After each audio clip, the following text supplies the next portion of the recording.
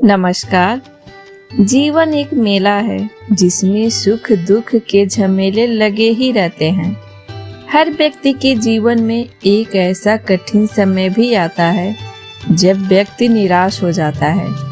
ऐसे समय पर यदि धैर्य से काम लिया जाए और खुद को प्रेरित करके रखा जाए तो सफलता भी आपकी दहलीज पर दस्तक जरूर देती है। भगवान श्री कृष्ण ने श्रीमद् भगवत गीता के निर्मल ज्ञान से पार्थ की परेशानियों का तमस मिटाया था।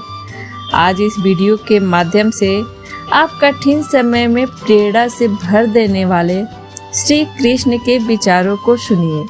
श्री कृष्ण कहते हैं, जो अपने कर्म के फल के प्रति आसक्ति को नहीं छोड़ सकते वे मार्ग से कोसों दूर हैं। अपनी इच्छा की शक्ति से अपने आप को नया आकार दें। अपने आप को कभी भी स्व इच्छा से नीचे ना होने दें। इच्छा ही आत्मा की एकमात्र मित्र है और इच्छा ही आत्मा की एकमात्र शत्रु भी है।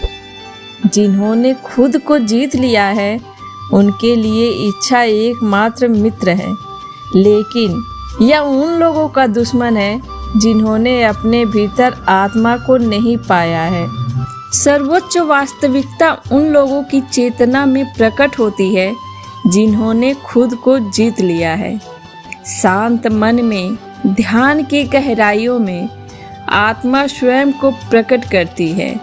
स्वयं के माध्यम से स्वयं को देखकर एक आकांक्षी पूर्णता के आनंद और शांति को जानता है। कोई भी जो अच्छा काम करता है उसका कभी भी बुरा अंत नहीं होगा, न तो यहाँ और न ही आने वाले युग में। गंभीर तपस्या और ज्ञान मार्ग से ध्यान श्रेष्ठ है। श्री कृष्ण कहते हैं, मुझ पर अपना मन लगाकर योग के अभ्यास से स्वयं को अनुशासित करो। मैं उन लोगों के लिए हमेशा मौजूद हूँ जिन्होंने मुझे हर प्राणी में महसूस किया है। व्यक्ति जो चाहे बन सकता है यदि वह विश्वास के साथ इच्छित वस्तु पर लगातार चिंतन करे। मन बहुत ही चंचल है जो इंसान के दिल में उथल पुथल कर देता है। जैसे वे मेरे पास आते हैं वैसे ही मैं उन्हें ग्रहण करता हूँ। सभी पथ पार्थ मानव को मेरी ओर ले जाते हैं।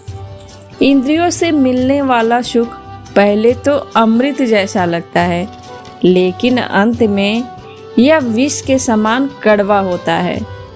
जब ध्यान में महारत हासिल हो जाती है तो मन हवा रहित स्थान में दीपक की लौ की तरह अडिग रहता है।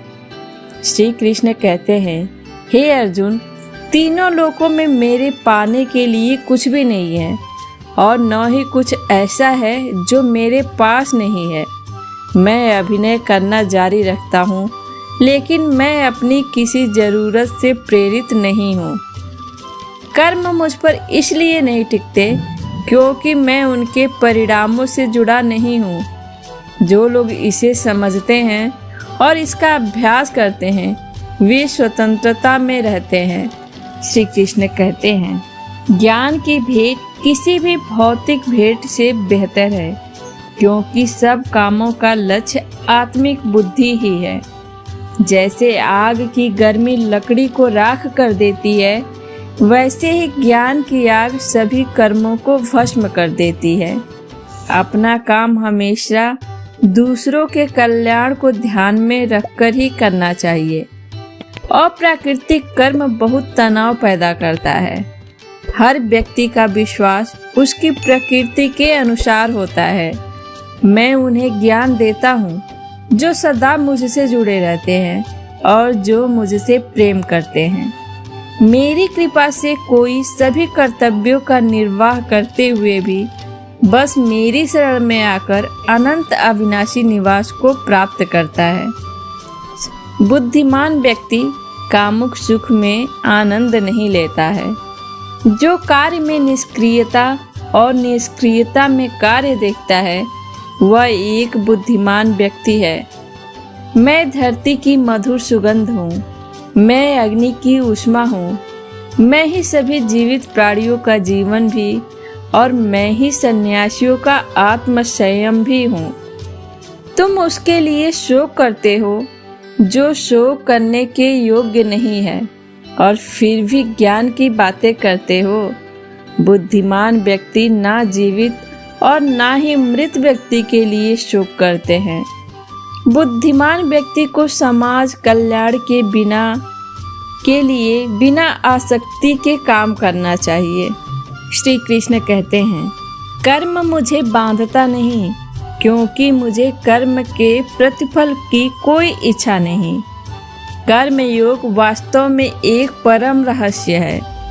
कर्म उसे नहीं बांधता जिसने काम का त्याग कर दिया है। अपने अनिवार्य कार्य करो, क्योंकि वास्तव में कार्य करना निष्क्रियता से बेहतर है। आत्मज्ञान की तलवार से काटकर अपने हृदय से अज्ञान के संदेह को अलग करके अनुशासित बनो। मनुष्य अपने विश्वास से निर्मित होता है। जैसा वो विश्वास करता है वैसा ही वो बन जाता है। इस जीवन में मनुष्य न तो कुछ खोता है और न ही कुछ व्यर्थ होता है। हे अर्जुन, मन अशांत है और उसे नियंत्रित करना कठिन है, लेकिन अभ्यास से इसे वश में किया जा सकता है। केवल मन ही किसी का मित्र और शत्रु होता है।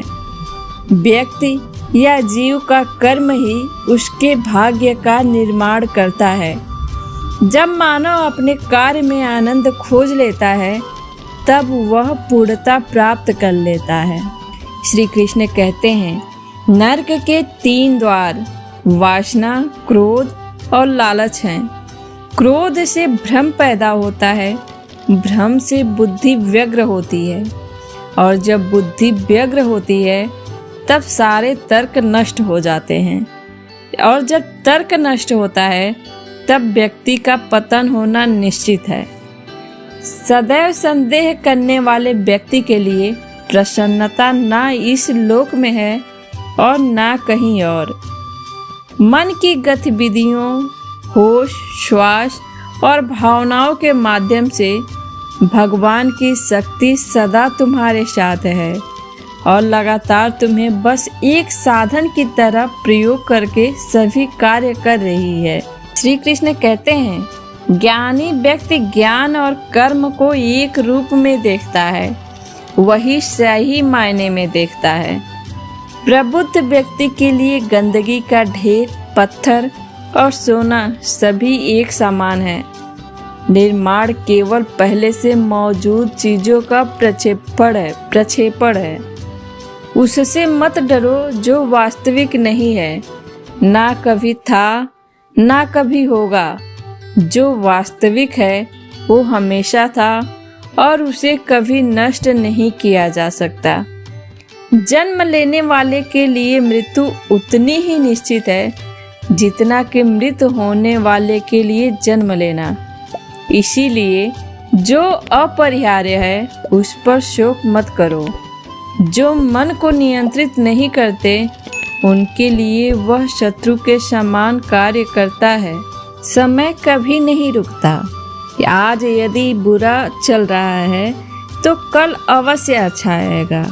आप केवल निस्वार्थ भाव से कर्म कीजिए और वही आपके हाथ में है।